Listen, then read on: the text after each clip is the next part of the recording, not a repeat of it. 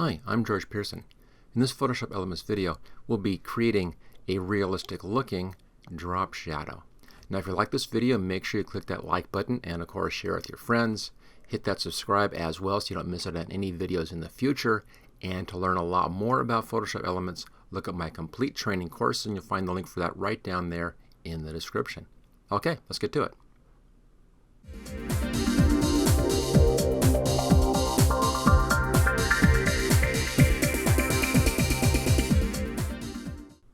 I've looked at lots of videos on YouTube on how to create a shadow for an object or a person, and most of them are wrong in one or more areas.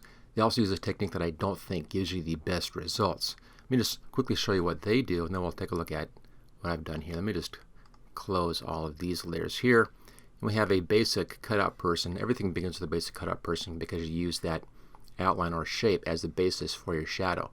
Now what they do on most of the videos I've seen is they use a layer style. Go up here to layer, layer style, style settings, put in a drop shadow in here, and then you can move the drop shadow out by moving your distance over just like that. Make it more opaque and adjust the size of the blur. Then it's simply a perspective matter of putting that into the right layer. Now the problem with this technique, it's pretty easy to see here, and that's that you have this consistent fuzziness, this consistent softening of the edge clear around at the beginning of the shadow, clear out to the end of the shadow, which is what the farthest part would be up here.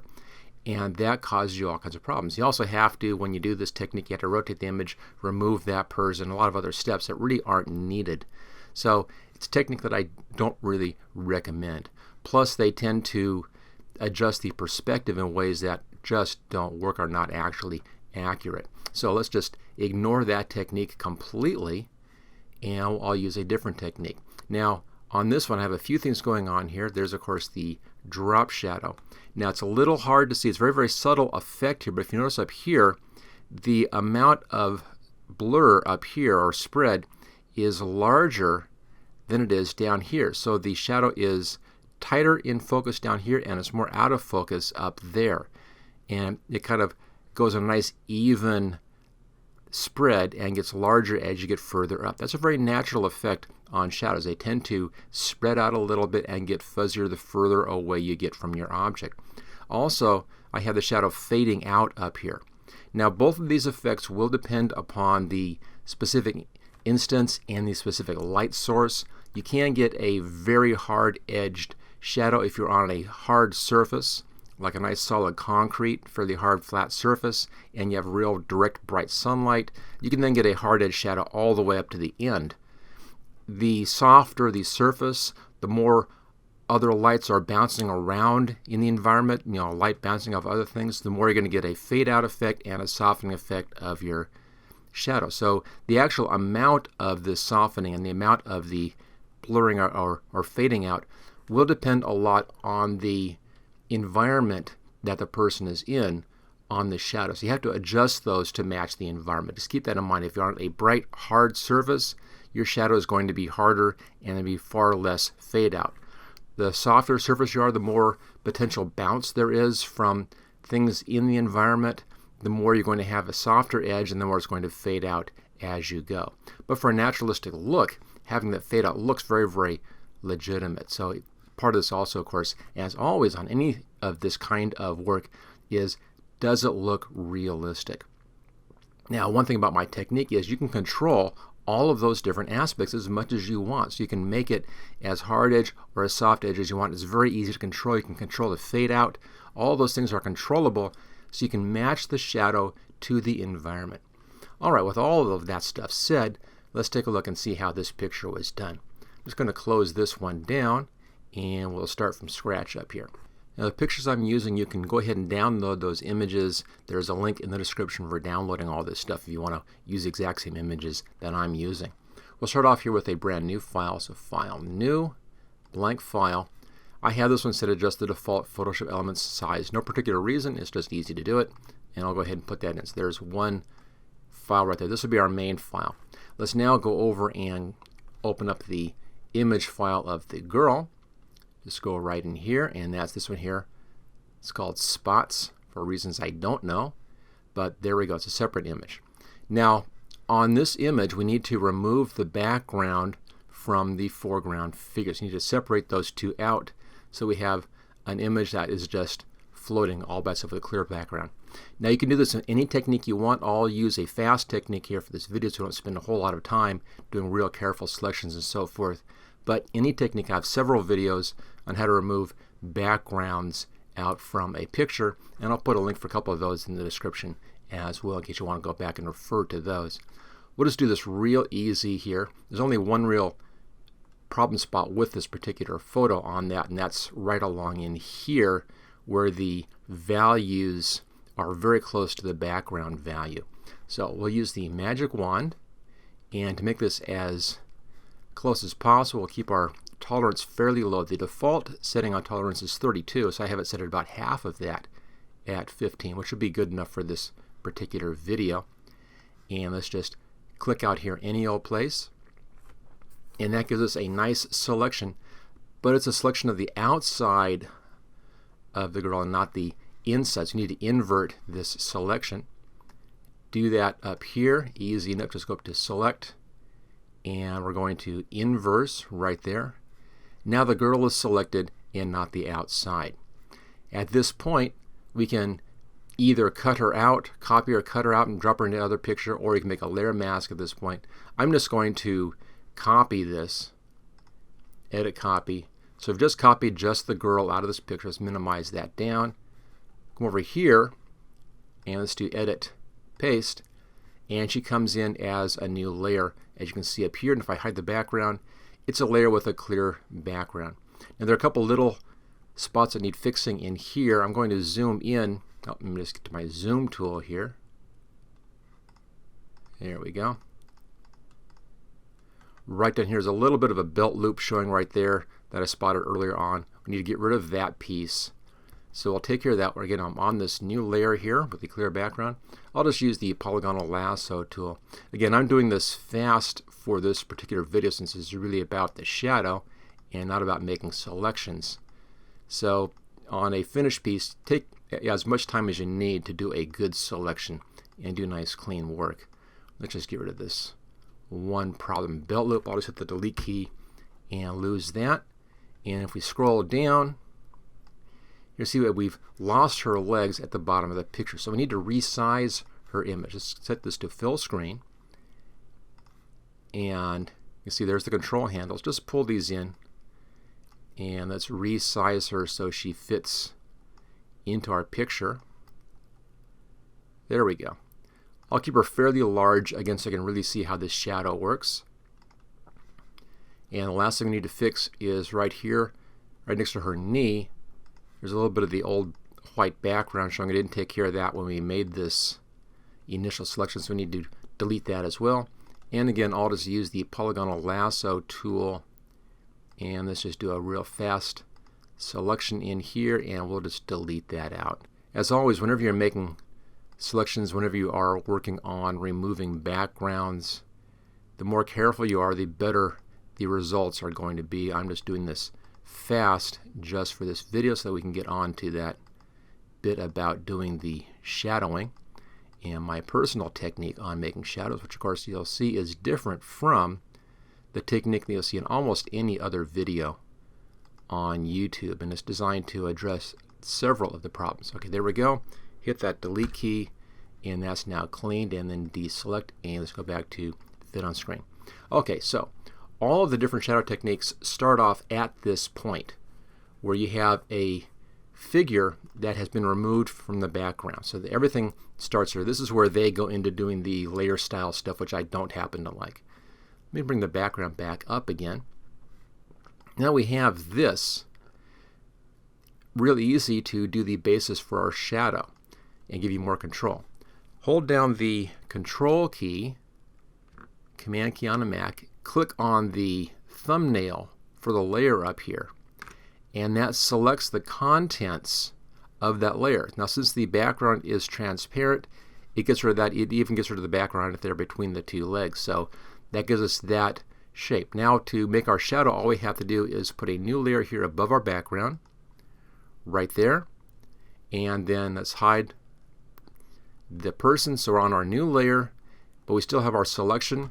My color is on black. I'll take my black paintbrush and or paint bucket rather, there we go. Just click inside and fill that with black. Okay, let's go ahead now and deselect that.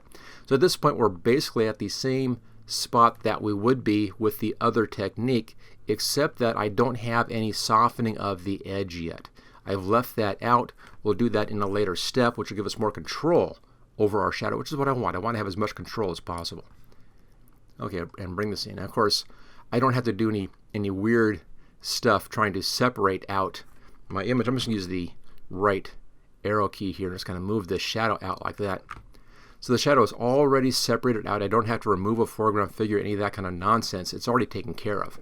It's all there in our one shape. Now, the next thing to do is we need to put this into perspective.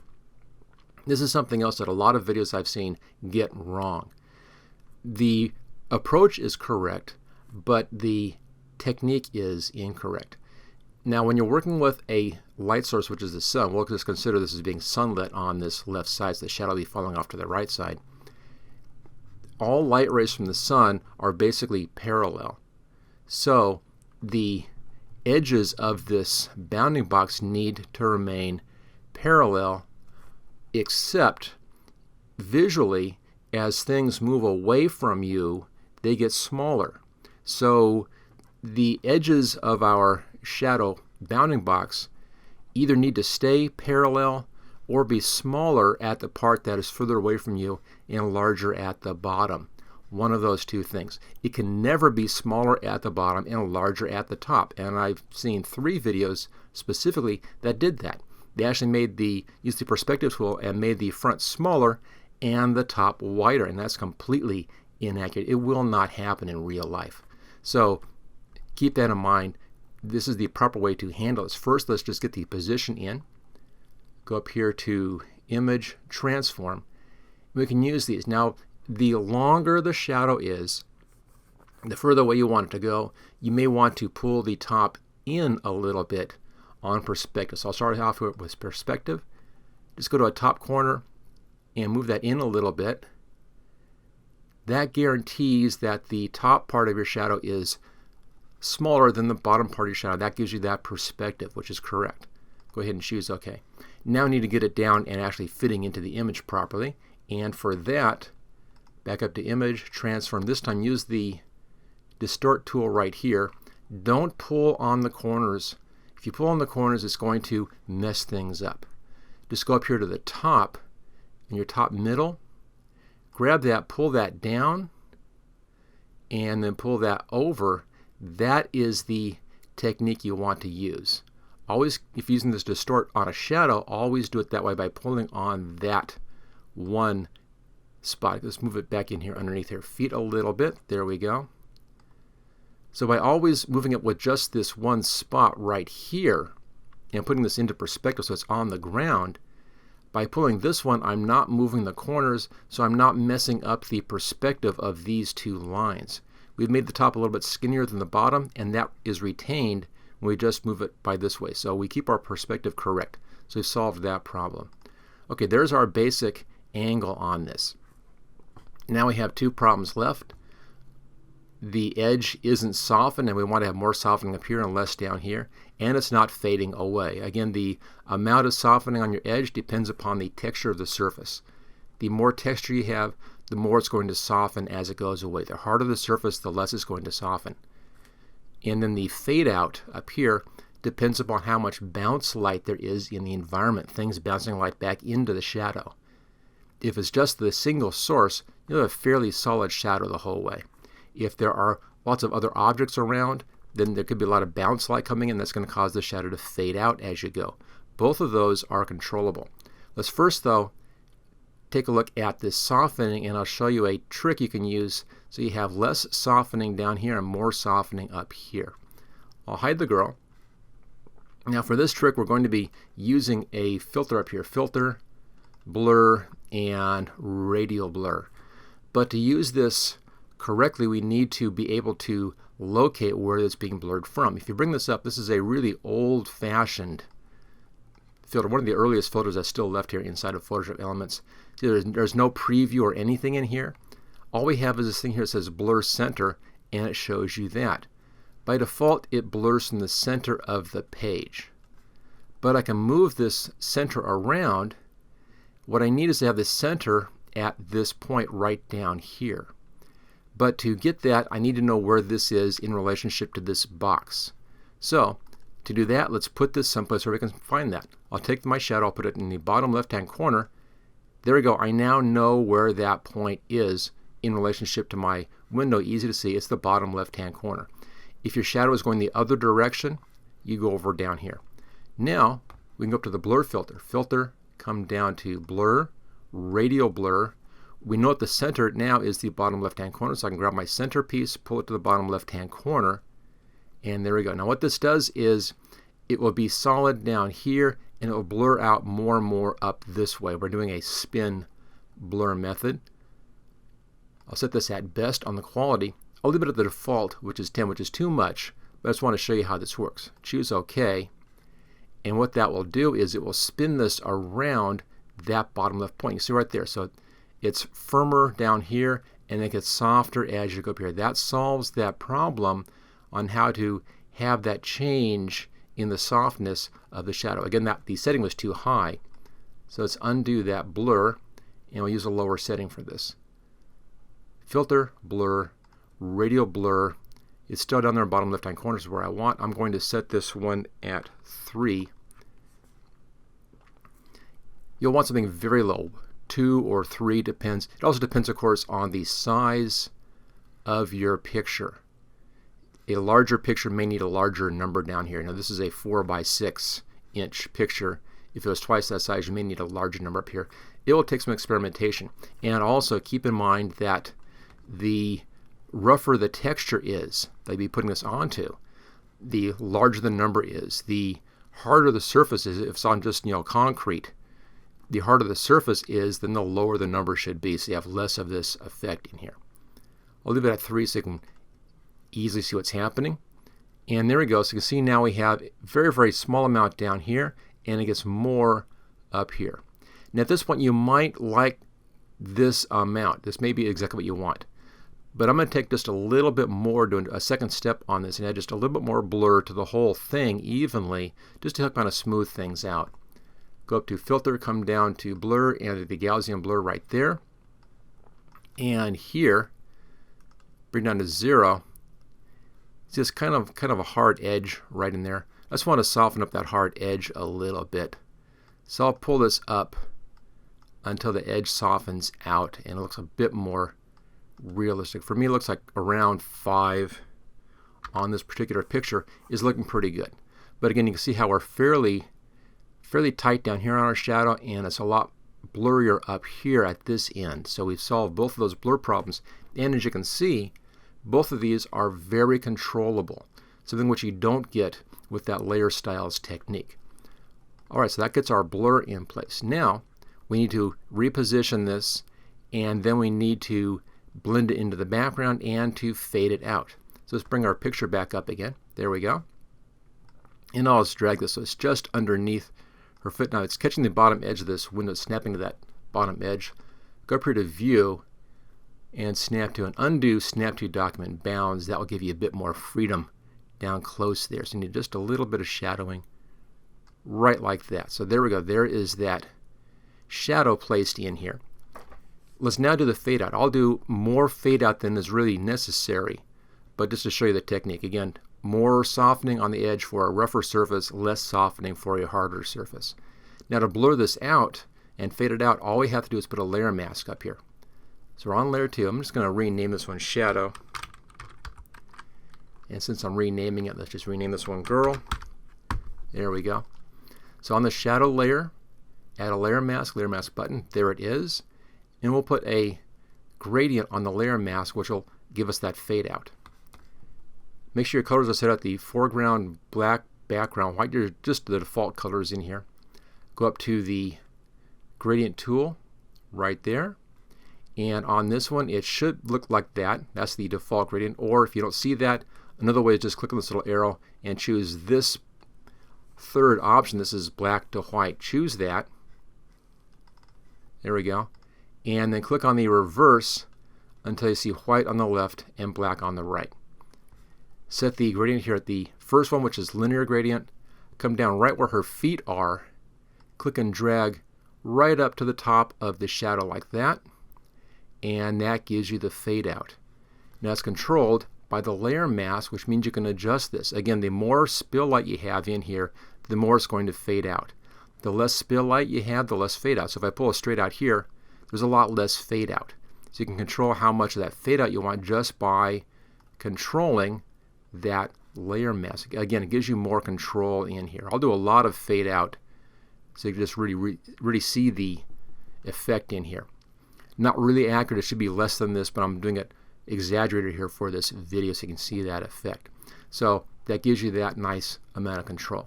Now, something else I like about this technique is that it's easy to redo. Obviously, this you can redo right there, no problem. Just change your layer mask. The other two steps, these steps where we softened up the edge in here, to redo that, simply redo that shadow layer from the beginning with that girl picture. Or if you want to, if you're unsure about your experimentation, at the point before you do your softening of your edges with that radial blur and then the Gaussian blur, just make a copy of that layer, the unsoftened shadow layer, so you can go back to it and do it a second time if you want to, just as a safety in there. But there we go. That takes care of that for us. Now the last thing we need is to put a little bit of transparency in here. Just go up to the opacity level. Make sure we're on the image side of that layer. Really doesn't matter, but I just like to make sure I'm over there. And bring your opacity down a little bit.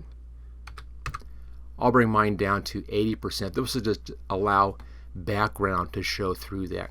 Okay, let's now put in our background picture here just for some reference. But there's the basics of doing that shadow. And as you can see, this is much more controllable, and it solves a lot of those issues that I've seen in other videos using different techniques. Okay, let's just open up our background. I believe it's this one right here, landscape. There it is. And I'll drag that into my picture. And let's close that one down. It's right above the background, it's below the shadows. You see, at this point now, the shadow looks very, very natural in this environment. Now, she doesn't look quite right because the color is wrong.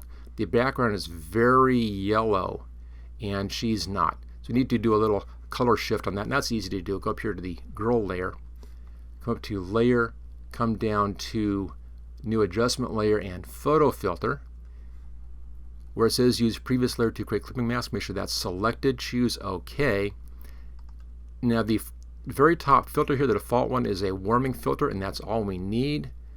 And it's nice orange. I'm just going to type in 50% on this, and that's pretty good to warm her image up. So there we go. That's how to do a realistic looking shadow. Now again, on this particular surface, it's a harder surface. There shouldn't be as much fade out, and it shouldn't be as soft on the edge. I left those more exaggerated for the video so you see what the technique is and how the technique works. But again, make sure that you adjust that shadow based upon the quality of the surface that you're working with. But there it is. That's how to make a realistic drop shadow. And don't forget, if you want to learn a lot more about Photoshop Elements, really become an expert at using the program, take a look at my complete training course, and I'll find a link for that right down there in the description. Thank you for watching my video. I hope you found it useful. If you like this video, click on the like button below to let others know. You can click the subscribe button so you don't miss any of my videos in the future. I'm frequently uploading new training videos. Don't forget to check out my website at howtogurus.com.